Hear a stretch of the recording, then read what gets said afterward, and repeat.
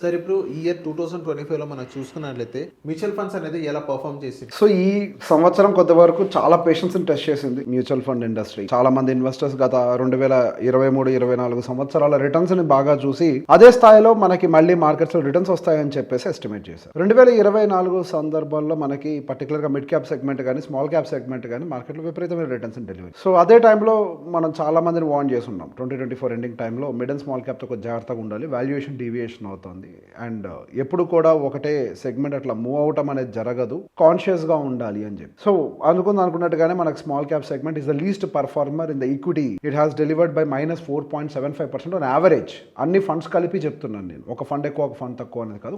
కొన్ని పైన ఉన్నాయి, కొన్ని కింద ఉన్నాయి, వాటి గురించి కూడా మాట్లాడుతున్నాను. I will come to that point also. So మొత్తం మీద మనకి ఒక -4.75% వీక్నెస్ తోటి మనకి స్మాల్ క్యాప్ సెగ్మెంట్ అయితే క్లోజ్ అయింది. Whereas mid cap segment is little stable where it has delivered 2.14% return on average. And మనకి మార్కెట్ టాప్ గెయినర్ కింద sector fund, auto sector funds 18% delivery చేశాయి and there banking and financial 15% delivery చేశాయి. Nifty as an index funds have delivered 9.85%.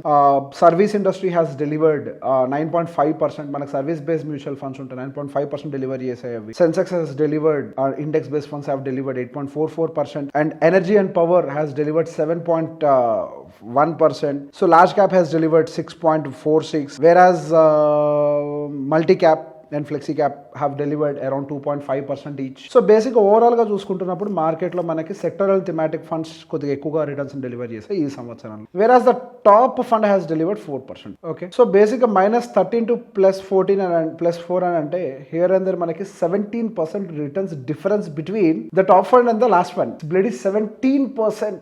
That actually plays the major role. ఇక్కడ fund selection important అనేది ఎందుకని అంటామంటే ఇదే reason. ఇంత huge difference తోటి మనకేంటి స్మాల్ క్యాప్ ఫండ్ సెలెక్ట్ చేసేసుకుంటే రిటర్న్ వస్తుందని అనుకుంటా. But what exactly happened here is 17% difference in one single year. If you would have selected a wrong fund, మీరు ఎక్కడో బాటమ్ లో ఉండేవాళ్ళు. 2025 పర్ఫార్మెన్స్ చూసిన తర్వాత, మ్యూచువల్ ఫండ్ పర్ఫార్మెన్స్ చూసిన తర్వాత, సో ఇప్పుడు ఎవరైతే ఇన్వెస్టర్స్, ఎవరైతే బిగినర్స్ కానీ ఆల్రెడీ ఎగ్జిస్ట్ అయిన వాళ్ళు ఎవరైతే ఉన్నారో, సో వాళ్ళు ఇప్పుడు కొంచెం భయపడుతున్న సిచ్యువేషన్ చూసి పడాలి.